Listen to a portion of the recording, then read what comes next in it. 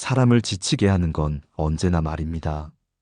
거짓말은 차라리 덜 무섭습니다. 왜냐고요? 거짓말은 증거로 무너뜨릴 수 있기 때문이죠. 정말 무서운 건 진실에는 관심도 없으면서 자기 마음만 앞세우는 진심의 헛소리입니다. 느낌이 별로야, 혼이 담기지 않았어. 같은 말 들어보신 적 있으시죠? 이런 말은 논리로 꺾을 수도 없고 근거를 대도 통하지 않습니다. 듣는 순간 불안해지고 괜히 화만 나고 나도 모르게 흔들리게 되는 말들입니다. 오늘은 바로 그 헛소리에 흔들리지 않고 내 마음을 단단히 지키는 방법을 알려드리겠습니다. 여러분의 인간관계와 삶이 훨씬 더 평온해질 수 있는 비밀, 지금 모두 공개합니다. 구독과 좋아요를 누르시면 앞으로도 마음을 지키는 따뜻한 영상을 더 빠르게 받아보실 수 있습니다. 지금 바로 시작하겠습니다. 사람을 가장 지치게 만드는 건 다름 아닌 말입니다. 그런데 말에도 종류가 있죠. 누군가 거짓말을 하면 우리는 불편해도 금세 대응할 방법을 찾습니다. 왜냐하면 거짓말은 사실과 증거 앞에서 결국 무너지기 때문입니다. 하지만 훨씬 더 버거운 말이 있습니다. 바로 진심으로 하는 헛소리입니다. 헛소리의 특징은 단순합니다. 진실에는 아무런 관심이 없고 오직 자기 마음만 앞세운다는 겁니다. 예를 들어 느낌이 별로야, 혼이 담겨 있지 않아, 같은 말이 그렇습니다. 근거를 묻거나 논리로 따지려 하면 대답은 늘 모호합니다. 그냥 그래 보여, 상식이잖아라는 말로 얼버무리며 대화를 피해갑니다. 이쯤 되면 더 이상 사실을 따질 수도 논리로 꺾을 수도 없습니다. 결국 남는 건 내 마음속 불편함뿐이지요. 여러분도 한 번쯤 경험해 보셨을 겁니다. 듣고 나면 오히려 기분만 상하고 아무 해결책도 남지 않는 대화들 말입니다. 거짓말은 차라리 정직합니다. 팩트체크를 하면 바로 드러나니까요. 하지만 헛소리는 애초에 진실에는 관심이 없기 때문에 아무리 사실을 내밀어도 상대가 꿈쩍하지 않습니다. 그래서 거짓말보다 훨씬 더 위험하고 훨씬 더 우리를 지치게 만듭니다. 그렇다면 우리는 어떻게 이 헛소리에 휘둘리지 않고 내 마음을 지킬 수 있을까요? 먼저 헛소리를 구별하는 눈을 키워야 합니다. 4가지 신호가 있습니다. 첫째, 검증을 회피한다는 것입니다. 조금만 깊이 묻거나 근거를 요구하면 그건 다들 아는 사실이야라며 주제를 바꿔버립니다. 둘째, 지나치게 과장하거나 꾸민다는 점입니다. 특히 SNS에서 흔히 보이죠. 현실과는 다른 화려하게 포장된 이미지로만 설득하려고 합니다. 셋째, 목적이 불분명합니다. 말은 길고 화려하지만 정작 결론은 없고 책임도 지지 않습니다. 넷째, 감정만 전염시킨다는 겁니다. 듣고 나면 남는 건 화와 불안뿐이지 내가 실제로 할 수 있는 건 아무것도 없습니다. 혹시 최근에 이런 대화를 경험하신 적 있으신가요? 듣고 나니 마음만 불편해지고 정작 내용은 남지 않았던 말들 말입니다. 이제는 방어하는 방법을 익혀야 합니다. 첫 번째 방법은 무목적 관찰입니다.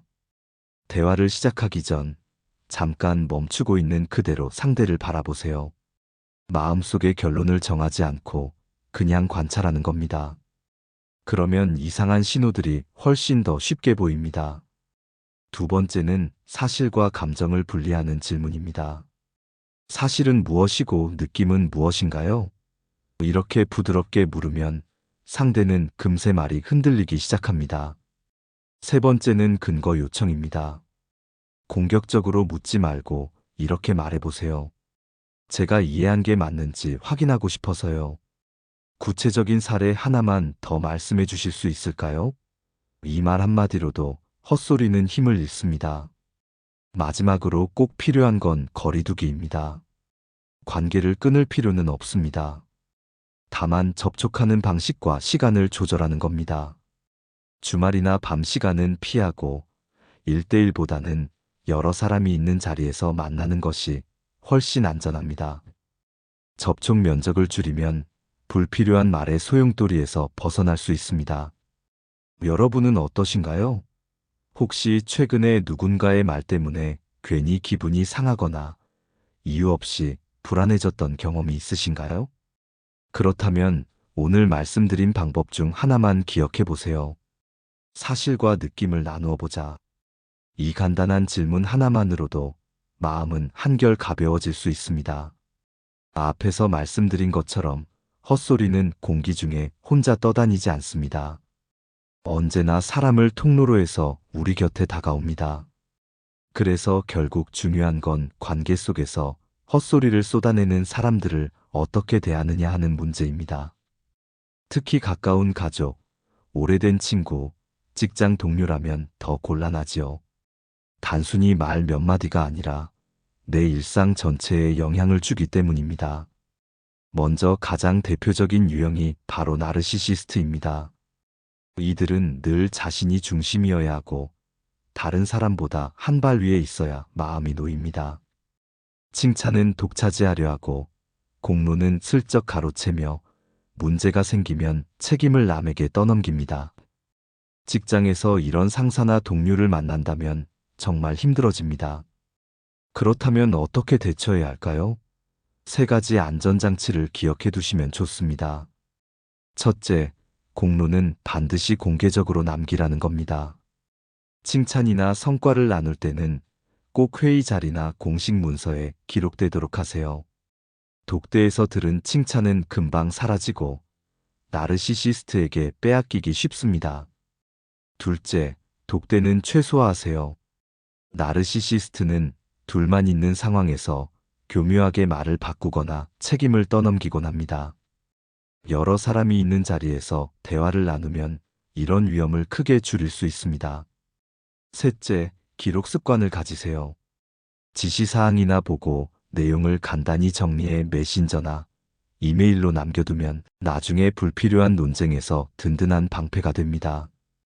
기록은 곧 나를 지키는 증거이자 힘이 됩니다. 그런데 직장만 문제가 아닙니다. 우리 주변의 친구나 가족 중에도 끊임없이 말을 쏟아내는 말 폭주자들이 있습니다. 이들도 크게 세 가지 유형으로 나눌 수 있습니다.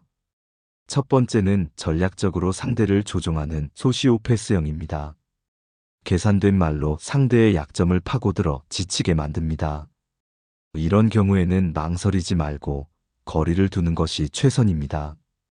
두 번째는 의존형 말 폭주자입니다. 늘 내 얘기 좀 들어달라면서 상대방을 붙잡아 둡니다. 이럴 땐 무조건 다 들어주기보다 말을 요약해 반영해 주세요. 내 말은 결국 이런 거구나 라고 정리하면 흐름이 끊어지고 불필요한 말의 홍수에서 벗어날 수 있습니다. 세 번째는 불안형 감정 배설자입니다. 특별한 목적 없이 자기 불안과 짜증을 그대로 쏟아내는 경우죠. 이때는 부드럽지만 단호하게 경계선을 알려줘야 합니다. 예를 들어, 오늘은 여기까지 들을 수 있을 것 같아라고 말하는 겁니다. 관계를 끊는 게 아니라 내 감정의 한계를 분명히 알리는 것이죠. 여기서 활용할 수 있는 문장 몇 가지를 더 소개해 드리겠습니다. 당신 얘기 충분히 이해해요. 그런데 지금은 제가 감당하기 어려워요. 내일 오후 3시에 20분만 이야기해 볼까요? 사실과 관련된 얘기부터 정리해 주시면 좋겠어요. 그 다음에 느낌을 말씀해 주시면 더 잘 이해할 수 있을 것 같아요. 이런 식으로 시간을 제한하거나 사실과 감정을 구분하도록 유도하면 내 에너지를 빼앗기지 않고 대화를 이어갈 수 있습니다. 여러분도 떠오르지 않으신가요? 늘 내 시간을 잡아먹고 정작 내 마음은 무겁게 만드는 사람들. 그럴 때 오늘 말씀드린 경계 문장을 한 번이라도 써보시길 권합니다. 관계를 완전히 끊지 않고도 나를 지킬 수 있는 힘이 생길 겁니다. 결국 중요한 건 내가 먼저 경계선을 정하는 것입니다. 그렇지 않으면 상대의 말은 끝도 없이 내 마음속으로 흘러들어와 나를 지치게 만듭니다. 반대로 내가 시간을 정하고 공간을 선택하고 기록을 남기는 순간 관계는 훨씬 더 건강하게 유지될 수 있습니다. 앞에서 우리는 헛소리를 퍼뜨리는 사람들, 특히 나르시시스트와 말폭주자에 대해 이야기했습니다. 그런데 사실 더 큰 문제는 그들의 말에 끌려다니다 보면 결국 우리 스스로도 감정을 다스리지 못하고 헛소리를 하게 된다는 점입니다. 오늘은 바로 이 감정 다루기의 기술, 그리고 어른아이가 되지 않는 방법을 함께 나눠보겠습니다. 혹시 어른아이라는 표현 들어보셨나요? 겉모습은 다 자란 어른인데 마음은 여전히 미숙해서 감정을 조절하지 못하는 사람들을 뜻합니다. 작은 일에도 쉽게 화내고 삐치고 자기중심적으로만 행동하는 사람 말이죠. 회사에서, 친구 모임에서, 심지어 가족 안에서도 이런 모습을 보신 적이 있을 겁니다. 왜 이런 현상이 생길까요? 많은 심리학자들은 그 뿌리를 어린 시절에서 찾습니다. 아이가 기뻐할 때는 아이가 주인공이 되어야 하는데 부모가 더 크게 기뻐하거나 대신 화내고 대신 슬퍼해버리면 아이는 자기 감정을 표현하는 법을 배우지 못합니다. 예를 들어 아이가 100점을 맞았는데 아이보다 부모가 더 기뻐한다면 아이는 내가 좋아서 기쁜 게 아니라 부모를 기쁘게 하려고 시험을 본 거구나 하고 오해하게 됩니다.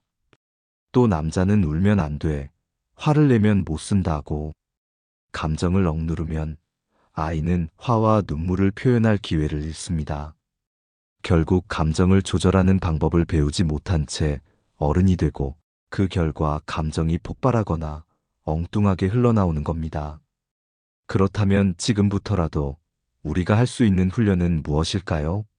4가지 방법을 소개합니다. 첫째, 감정의 강도를 점수로 매겨보는 습관입니다. 어떤 상황에서 화가 났을 때 지금 내 화는 10점 만점에 몇 점일까? 라고 스스로 묻는 겁니다. 만약 2점짜리 상황인데 7점의 화를 내고 있다면 이미 과하다는 걸 깨닫고 한 발 물러설 수 있습니다. 이 인식만으로도 감정은 절반 가까이 가라앉습니다. 둘째, 말의 속도를 늦추는 것입니다. 화가 치밀면 말이 빨라지고 목소리가 커집니다. 이때 평소보다 20%만 느리게 말해보세요. 신기하게도 호흡이 안정되면서 분노의 불길이 자연스럽게 잦아듭니다. 셋째, 거울 대화 기법입니다. 상대방이 격하게 말할 때 그 내용을 간단히 요약해서 되돌려주는 겁니다. 예를 들어 그러니까 오늘 그 일이 정말 모욕적으로 느껴졌다는 거군요. 라고 말해보세요. 그러면 상대는 자기 감정을 마치 거울에 비친 것처럼 객관적으로 바라보게 됩니다. 화가 조금씩 가라앉는 순간이 찾아옵니다. 넷째, 물리적 거리두기입니다. 격한 순간에는 23m 떨어져 앉아서 대화하는 게 좋습니다. 서서 부딪히듯 이야기하면 긴장이 고조되지만 자리를 조금만 띄우고 앉아서 대화하면 신체가 먼저 안정되고 마음도 따라 차분해집니다. 여러분도 한 번쯤 이런 경험 있으시죠? 감정을 조절하지 못해 후회할 말을 하고 그 말이 또 다른 상처로 돌아왔던 기억 말입니다.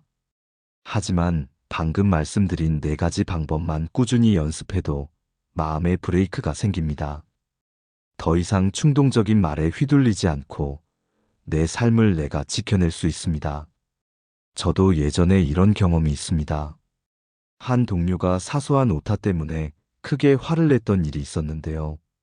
나중에 알고 보니 그 화는 단순한 오타 때문이 아니었습니다. 쌓여있던 스트레스와 피로가 한꺼번에 터져나온 것이었죠. 만약 그 동료가 그 순간 내 화는 지금 몇 점이지?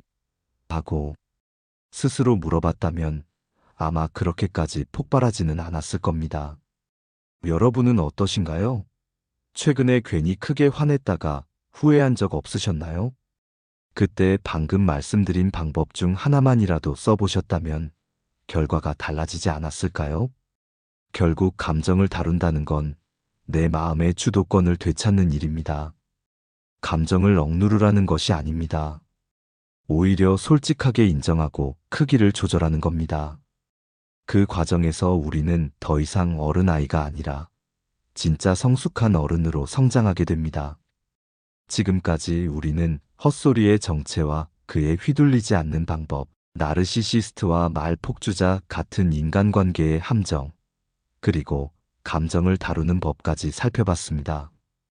이제 마지막으로 남은 주제는 실패와 실수를 대하는 태도입니다. 이 부분이 중요한 이유는 간단합니다.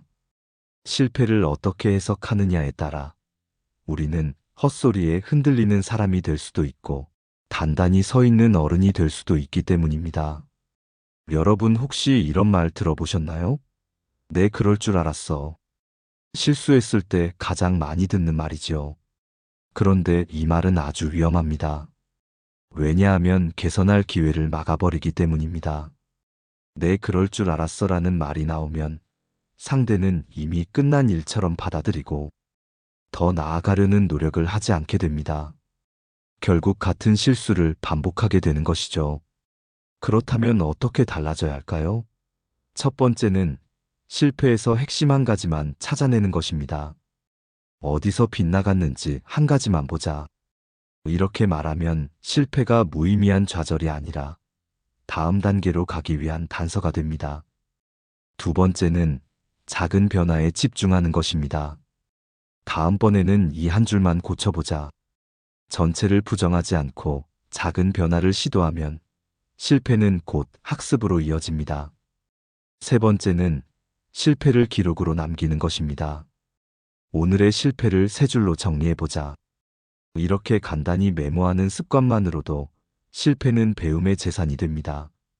그리고 아주 중요한 습관이 하나 더 있습니다. 바로 실수를 유쾌하게 인정하는 나만의 시그니처 멘트를 갖는 겁니다. 예를 들어, 오늘도 배움 1점 추가, 실수 세탁 완료 라고 말하는 거죠. 이렇게 하면 실패의 무게가 가벼워지고 오히려 웃으면서 성장할 수 있습니다. 여러분도 혹시 지금 떠오르는 자신만의 멘트가 있으신가요? 없다면 오늘 잠들기 전에 하나 만들어 보셔도 좋습니다. 여기에 더해 꼭 필요한 게 있습니다. 그것은 바로 내 삶의 정의를 세우는 것입니다. 사랑, 성공, 정의 같은 큰 주제에 대해 내 나름의 한 문장을 가져보는 거죠. 예를 들어 성공이란 내가 살고 싶은 사회에 꼭 필요한 사람으로 살아가는 것 같은 정의입니다. 이런 정의를 가진 사람은 어떤 헛소리를 들어도 쉽게 흔들리지 않습니다. 왜냐하면 자기 안에 확실한 기준이 있기 때문이지요. 철학자들은 말합니다. 자기만의 정의가 없는 사람일수록 헛소리에 쉽게 휘말린다고요. 누군가 이게 진짜 성공이야 라고 말하면 자기 기준이 없는 사람은 곧바로 그 말에 끌려갑니다. 반대로 정의가 있는 사람은 아, 저 사람은 저렇게 생각하는구나 하고 참고할 뿐 자기 삶까지 내주지는 않습니다. 여러분도 한번 해보시면 어떨까요? 오늘 하루가 끝나기 전에 사랑, 성공, 정의 중 하나를 골라서 단 한 문장으로 정의해보는 겁니다. 행복이란 내가 내 발로 걷고 내 마음으로 웃을 수 있는 것처럼요. 짧고 간단해도 좋습니다. 단 한 문장이면 충분합니다. 결국 실패를 대하는 태도가 우리를 단단하게 만듭니다. 내 그럴 줄 알았어라는 금지어를 버리고 작은 개선을 찾고 실패를 기록하며 유쾌하게 인정하는 습관을 들이는 것. 그리고 나만의 정의를 세우는 것. 이것이 바로 실패를 성장의 연료로 바꾸는 길입니다. 여러분은 어떠신가요? 혹시 최근에 작은 실수 하나 때문에 내 인생이 다 망한 것 같다는 생각을 해본 적 있으신가요? 그렇다면 이제는 시선을 달리해 보시길 바랍니다. 그 실패가 오히려 내일을 위한 자산이 될 수 있다는 사실을 기억하시길 바랍니다. 넘어졌다고 끝이 아닙니다. 다시 일어서서 한 발 내딛는 힘, 그것이 진짜 성숙한 어른의 모습입니다. 그리고 그 힘은 누군가의 말이 아니라 내 스스로에게 건네는 따뜻한 말 한마디에서 시작됩니다. 괜찮아. 오늘은 배움 하나 얻었어. 바로 이 한마디가 실패를 희망으로 바꾸는 가장 큰 지혜입니다. 오늘 우리는 거짓말보다 더 무섭다는 진심으로 하는 헛소리에 대해 깊이 이야기했습니다. 헛소리는 진실에는 관심이 없고 오직 자기 기분만 앞세우는 말이기에 아무리 사실을 들이대도 꺾을 수가 없습니다. 그래서 더 피곤하고 더 지치게 만드는 것이죠. 그렇다고 방법이 없는 것은 아닙니다. 헛소리의 징후를 구별하고 사실과 감정을 나누어 묻고 필요할 때는 거리를 두는 습관이 필요합니다. 또 나르시시스트와 말 폭주자에게 휘둘리지 않으려면 공로는 공개적으로, 대화는 여러 사람 앞에서, 기록은 반드시 남기는 것이 중요합니다. 그리고 무엇보다도 내 감정을 다스리는 힘이 우리를 지켜줍니다. 순간의 화를 점수로 매기고 말의 속도를 늦추며 거울 대화와 물리적 거리두기를 실천하면 우리는 더 이상 어른아이가 아닌 성숙한 어른으로 설 수 있습니다. 마지막으로 실패를 대하는 태도가 우리를 더욱 단단하게 합니다. 내 그럴 줄 알았어라는 말을 버리고 작은 개선을 찾고 나만의 정의를 세우는 순간 실패는 더 이상 좌절이 아니라 내일을 위한 연료가 됩니다. 세상에는 수많은 말들이 떠다닙니다. 그중 어떤 말은 내 마음을 지치게 하고 어떤 말은 나를 일으켜 세웁니다. 오늘의 이야기가 여러분께 흘려보내야 할 말과 붙잡아야 할 말을 구별하는 힘을 드렸기를 바랍니다. 오늘도 끝까지 시청해주신 여러분께 깊은 감사를 드립니다. 오늘 영상이 도움이 되셨다면 소중한 분들께 공유해주시고 구독과 좋아요로 저를 응원해주세요. 여러분과의 소중한 연결이 저에게 큰 힘이 됩니다. 오늘도 행복한 하루 되세요.